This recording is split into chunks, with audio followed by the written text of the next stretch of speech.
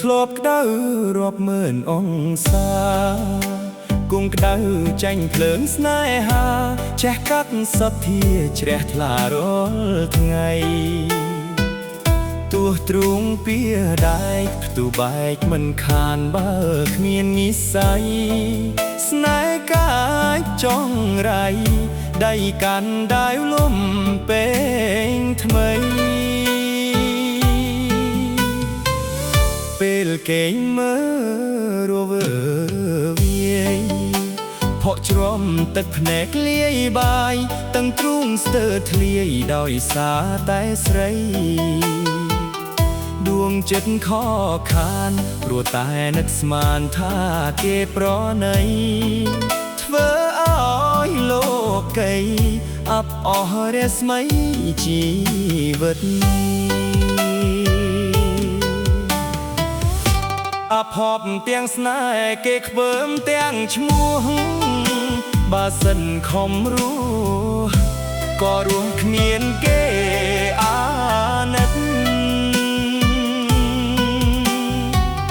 បើស្រីនាងគ្មានប្រណីដល់ចិត្ត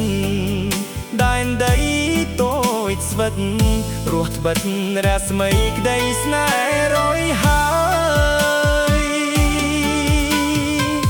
ភ្នំភ្លើងស្នេហា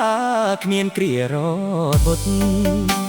ជាតិនេះខំជាមិនផុតពីភ្លើងស្នេហ៍រត់គ្មានពេលណាស្បាយតន្ត្រីពីរោះក៏អស់ខ្លឹមសារក្នុងជាតិនេះហើយឮតែចំឡាយឆ្លើយថាទ្រូងអើយក្តៅណា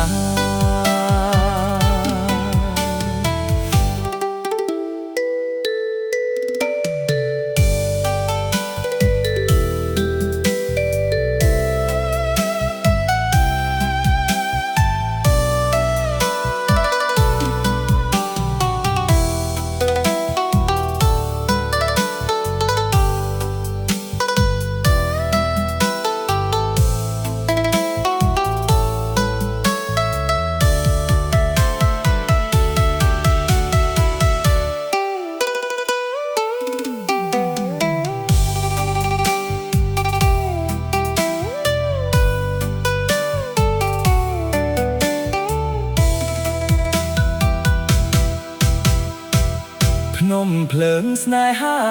គ្មានគ្រារលត់ជាតិនេះខំជាមិនផុតពីភ្លើងស្នេហ៍ដុតគ្មានពេលណាស្បាយតន្ត្រីពីរោះក៏អស់ខ្លឹមសារក្នុងជាតិនេះហើយឮតែចំឡាយឆ្លើយថាទ្រូងអើយក្តៅណា